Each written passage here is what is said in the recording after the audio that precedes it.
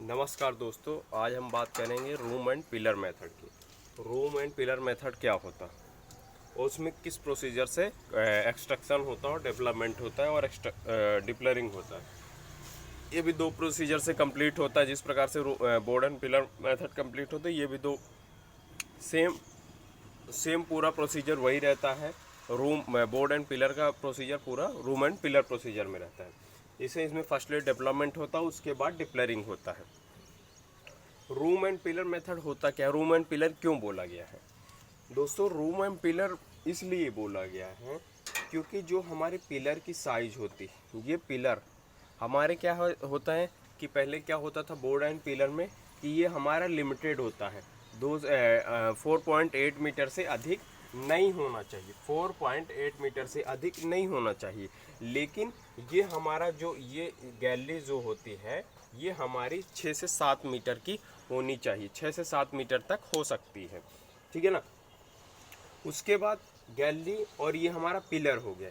इन pillar और ये gallery के बीच में जो ये बड़ा सा खालिस्तान ब्लैंक जो होता है, ये देखिए आप लोग, ये देख रहे हैं, ये ये ये जो ब्लैंक स्थान होता है, इसको हम बोलते हैं रूम। एक रूम टाइप में निकल जाता है। जैसे ये पिलर के हमारे पिलर जो होते हैं छोटे होते हैं अकॉर्डिंग टू गैलरी की अपेक्षा, तो यह हमारा क्या निकल जाता है, रूम निकल जाता है। इसलिए हमको ये मेथड क्या कहलाती है, रूम एंड पिलर मेथड कहलाती है।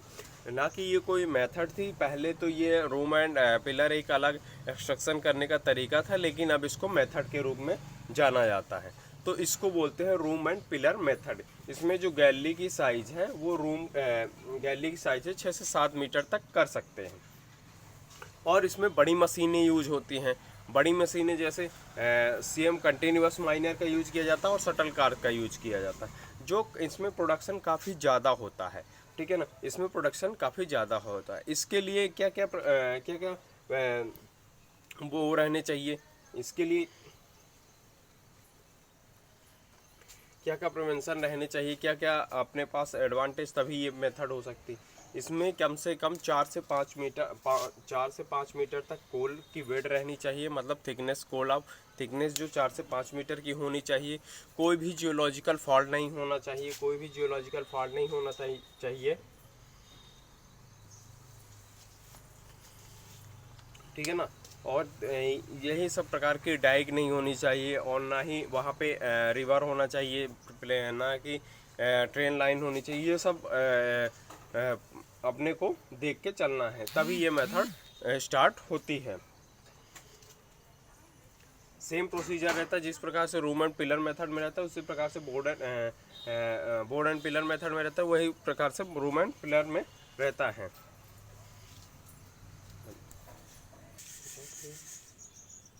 हो गया। अब बात करते हैं रूम एंड पिलर के डेवलपमेंट कैसे होता है, डेवलपमेंट किस प्रकार होता है। आप लोग जानते हैं जैसे बोर्ड एंड पिलर मेथड में क्या है, हमारा जो डायग्राम लेआउट बना है, उसी प्रकार रूम एंड पिलर का लेआउट भी होता है। तो इसमें खाली गैलरीज बड़ी होती है और पिलर छोटे होते हैं, इसीलिए इसको रूम एंड पिलर मेथड बोला गया है। तो इसमें हमारे लिए कंटिन्यूअस माइनर का और शटल कार का और रूफ बोल्टिंग मशीन का यूज किया जाता है। तो इसमें क्या करते हैं, सबसे पहले बोर्ड एंड पिलर मेथड से पूरा बोर्ड एंड पिलर मेथड बना लिया जाता है। अब किस प्रकार बनाते हैं, इसमें पहले शटल कार का यूज होता है, सीएम मशीन का यूज होता है, तो कंटिन्यूअस माइनर में मतलब कोल काटते हुए आगे डेवलपमेंट करती जाती है। उसी प्रकार ये कोल काटने के बाद अपने ड्रम द्वारा, अपने लोडर द्वारा ये शटल कार में लोड करती है, और शटल कार लोड करने के बाद शटल कार कन्वेयर बेल्ट में डंप कराता है। तो जो ट्रांसपोर्टेटिंग का काम करता है वो शटल कार करती है। इसमें अधिक क्षमता वाली, कम से कम 200 टन की क्षमता वाली अपने यहाँ काम करती है, ठीक है ना। तो अपने यहाँ जो ये माइंस है, वो कम से कम 8 या 10 माइंस अपने इंडिया में ओपन है, रूम एंड पिलर मेथड से चल रही हैं। उसी प्रकार से एक्सट्रक्शन होता जाता है, डेवलपमेंट होता जाता है, रूफ बोल्टिंग करता जाता है। रूफ बोल्टिंग मशीन जो होती है वो रूफ को करती जाती है, बोल्ट करती जाती है। ये यहाँ पे लास्ट में रिटर्न है, ये भी रिटर्न, ये इनटेक, ये इनटेक, ये पूरी गैलरी है, ये गैलरी है, ये पूरी गैलरी कहलाएगी।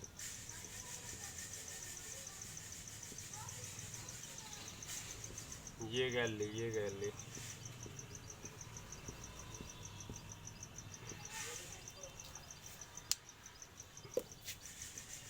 एक बार मैं फिर बता देता हूँ। ये शटल कार है, यहाँ पे एक्सट्रक्शन हो रहा है, यहाँ पे मतलब डीप है ये चीज़, और यहाँ पे हम लोग बढ़ते चले जा रहे हैं, डेवलपमेंट करते।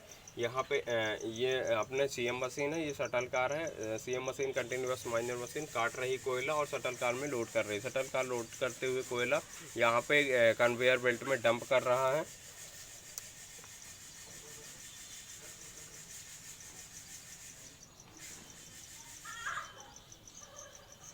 कन्वेयर बेल्ट में डंप कर रहा है। डंप करने के बाद कोल अपने आप बाहर निकल जाएगा।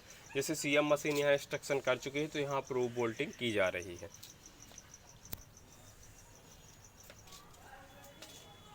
डिप्लरिंग मेथड। डिप्लरिंग मेथड में जैसे रोमन पिलर की डिप्लरिंग मेथड की 4 टाइप्स की मेथड, कट मेथड होती है, स्प्लिट एंड फेंडर मेथड होती है, क्रिसमस ट्री मेथड होती है, और पॉकेट एंड फेंडर मेथड होती है। ये 4 मेथड के बारे में हम लोग पढ़ेंगे। इन 4 मेथड किस प्रकार से होते हैं डिप्लरिंग में, रूम एंड पिलर में।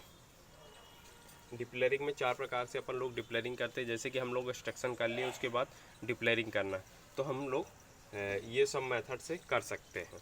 इसमें और एक चीज़ रहती है कि ये इस मेथड को यूज करने के लिए, गुबर एंड पिलर यूज करने के लिए, इसकी रूफ जो स्टार्टर होती है काफ़ी मजबूत होनी चाहिए।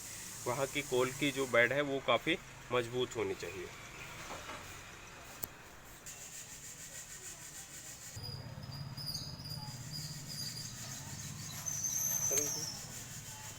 ये डिप्लरिंग में कट मेथड सिंपल होती। कट मेथड जैसे इस प्रकार पिलर है, पिलर में गैलरी में स्लाइस बाई काटते जाना, ये कट मेथड कहलाती है। ये जिस प्रकार से पिलर में हमने इस प्रकार से मारा है, फिर इस प्रकार से मारा, फिर इधर से मारा, ये गैलरी से मारा है। इधर अपना गोफ है, गोफ में रिब भी नहीं छोड़ते हैं। ये प्रकार ये यहाँ पे हमने इतना कोयला छोड़ दिया, यहाँ पे भी ऐसे छूट जाएगा, और यहाँ कट मारते हुए इतना कोयला निकाल लें। ये सब मेथड होती है हमारी कट मेथड। ये हमारी क्या कहलाती है, कट मेथड कहलाती है। इसमें क्या करना पड़ता है, डायरेक्ट गैलरी के अंदर घुसो और ऐसे मारो, ऐसे मारो, ये मारो, ये मारो, तो ये मेथड होती है कट मेथड। देखो स्प्लिट एंड फिंडर मेथड क्या मेथड कहलाती है। स्प्लिट एंड फिंडर मेथड में सबसे पहले स्प्लिटिंग करते हैं बीच से, पिलर को बीच से ऐसे कट करते हैं, बीच में घुस जाते हैं पिलर के, तो ये से यहाँ पे मशीन हमारी चली जाती है। तो उसके बाद हम यहाँ घुसने के बाद फिर इस पिलर को यहाँ से काटते हुए, पीछे से काटते हुए चले आते हैं। 1 number, 2 number, 3 number, 4 number, 5 number, 6 number, तो इस प्रकार काटते हुए चले आते हैं, पीछे की ओर चले आते हैं। इसी प्रकार पैर पिलर से ये हुआ, फिर इसके बाद हम लोग ये करेंगे, उसके बाद ये करेंगे, ये करेंगे, ये करेंगे, ये करेंगे, ये करेंगे। इसमें कोयला थोड़ी थोड़ी छूटता जाता है बीच बीच में। ये आप देख रहे हैं, ये रिब टाइप में छूटता जाता है। ये मेथड होती है स्प्लिट एंड फिंडर मेथड कहलाती है। अब इसमें जो मैंने पहले बताया स्प्लिट मेथड और फिंडर मेथड, स्प्लिट मेथड और फिंडर मेथड में क्या है, डायग्राम वही है, खाली इस चीज़ को हम यहाँ से करते हैं और इसके बाद इसको इधर से ये काटते हुए कोयला आती है वापस। उसके बाद पिलर ये ऐसे नहीं जाते, पिलर फिर पिलर के ये यहाँ सेकंड पिलर मान लो कोई है गैलरी, तो इस गैलरी से यहाँ कोयला काटेगी इस प्रकार, ये कोयला काटते हुए चली जाती। इस मेथड को हमको स्प्लिट एंड फिंडर मेथड कहते हैं। वो जो पहले मैंने बताए थे, इसके पहले एक गैलरी बनाते हैं, गैलरी बनाने के बाद इस तरह काटते हुए चले जाते हैं दोनों साइड, ये क्रिसमस ट्री मेथड कहलाती है। ये कौन सी मेथड बताया है, क्रिसमस ट्री मेथड कहलाती है। इसमें ब्रेकर लाइन सपोर्ट भी यूज करते हैं, इसमें ब्रेकर लाइन सपोर्ट भी यूज करते हैं, ब्रेकर लाइन सपोर्ट भी यूज करते हैं, ठीक है ना। और इसमें क्या करते हैं कि अपन पहले गैलरी बनाते हैं, फिर इधर कोयला काटते हैं, फिर उसके बाद नेक्स्ट गैलरी में जाते हैं, फिर उसके ऐसे कोयला काटते हैं उस पिलर के, ये पिलर है यहाँ से बाउंडेशन है, तो इसमें ऐसे कोयला काटते हुए निकलते जाते हैं। तो ये मेथड हमारी कहलाती है स्प्लिट एंड फिंडर मेथड, ये हमारी कहलाती क्रिसमस ट्री मेथड।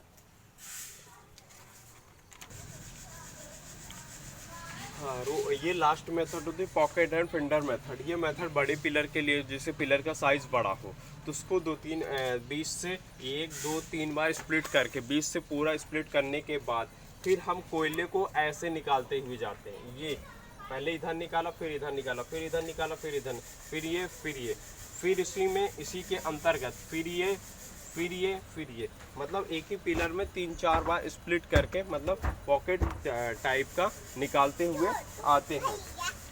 ठीक है ना। इसमें पहले जैसे हमने पहले क्या किया, पहले ये 1 नंबर, फिर 2 नंबर, 3 नंबर, 4 नंबर, उसी प्रकार से ये कोयला निकलता है। पहले हमने यहाँ पे इसको गैली बनाई, गैली बनाने के बाद यहाँ का कोयला एक्सट्रैक्ट किया। ये हमारा कोल बेट, इसको इतना छोड़ दिया यहाँ। फिर उसके बाद सेकंड में आए, हमने यहाँ का कोयला एक्सट्रैक्ट किया, यहाँ पे ये चीज़ छोड़ दिया। उसके बाद थर्ड में गए, यहाँ का कोयला एक्सट्रैक्ट किया। उसके बाद ये हमने छोड़ दिया, ये हमारा पिलर का कोल है। उसके बाद 4 नंबर में एक्सट्रैक्ट करने के बाद ये हमने छोड़ दिया इतना कोल। मतलब कि जो हमारा कोल है वो 10 से 15% छूट जाता है और बाकी से 90% कोयला एक्सट्रैक्ट हो जाता है। ये मेथड हमारी होती है पॉकेट फिंडर मेथड कहलाती है।